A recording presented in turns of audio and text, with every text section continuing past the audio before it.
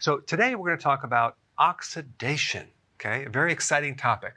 Originally, this meant adding oxygen to a compound and the losing of an electron, okay? When you lose an electron from an atom, you create a free radical. So these atoms have paired electrons. As an example, you have this plate and you're spinning it, right, on your finger, and it has two weights on it. And you can balance that plate as you spin it, okay? But a free radical is when you remove an electron and you have what's called an unpaired electron. So it just has one weight on a plate and you're spinning this thing. Well, guess what? It's going to fly off and break something. Well, in the body, it's going to start damaging tissue, DNA, etc. So that's the problem with free radicals, okay? And it can come from adding an oxygen to some other compound. Now, the definition has expanded to the creation of free radicals without the oxygen. Another example would be biting into an apple. If you leave it exposed to oxygen, it's going to turn brown, right? But if you add an antioxidant like lemon, it doesn't turn brown. So what an antioxidant does is it donates an electron to make things more symmetrical and stabilize this atom. And antioxidants always come in a group or a network in food. This is why when an antioxidant donates, it becomes now unstable and it needs to borrow from another antioxidant. And this is why you need a network of antioxidants. So let me give you some examples of an oxidant. The top oxidizer is glucose, okay?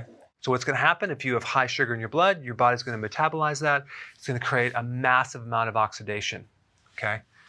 It's called ROS, okay? You don't need to know the long term, but you just need to know this is oxidation on steroids. So you have all this oxidation, all this free radical damage from consuming a lot of glucose.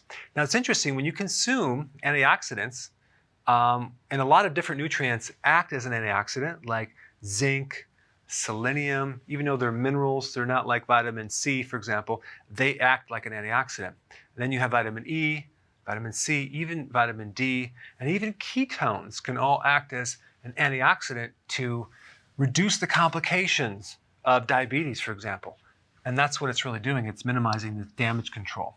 But glucose is at the top of the list. Next one, vegetable oils, highly unstable.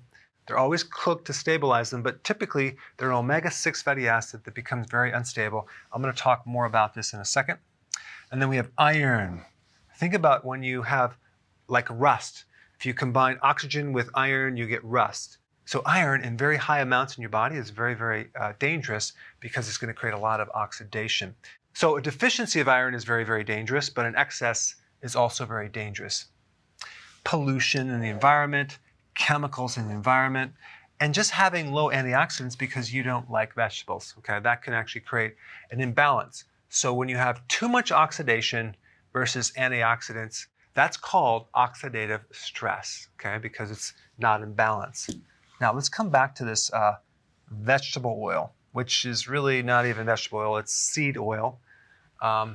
Mostly GMO. We're talking about soy, corn, cottonseed, and canola. These are the 4 GMO vegetable oils that you see in the grocery store in so many of your products. Highly processed. It has trace amounts of glyphosate, which is an herbicide, and it can create this thing called advanced lipid oxidation end products. So it creates more free radicals, it creates inflammation in the body, and it depletes the antioxidants. So it depletes you of vitamin C, vitamin E, vitamin A, and that's one of the big problems.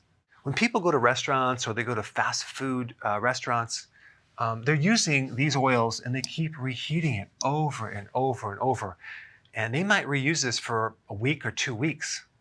And it all ends up as this dark, highly processed, highly oxidized grease in a grease pit. And there are certain companies that come along and will take this restaurant grease because you can't put it into the sewage, and they will take it back to the plant and they will recycle it, okay?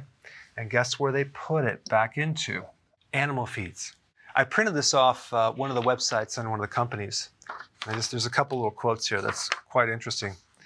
Vegetable oils are produced from the freshest recycled raw material Freshest? Really? And stabilized with ethoxyquin for maximum shelf life. Now, what is ethoxyquin?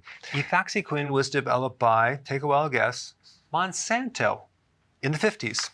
Ethoxyquin was initially registered as a pesticide, then in 1965, reclassified as an antioxidant. Interesting. Ethoxyquin is allowed in the fish industry in Norway as a feed stabilizer. So is commonly used in food pellets fed to farm salmon. Not wild caught, by the way. Ethoxyquin is used in pellets to feed chickens on chicken farms. In 2017, the European Union suspended authorization for use as a feed additive. Of course, in America, we still use it. Welcome to America.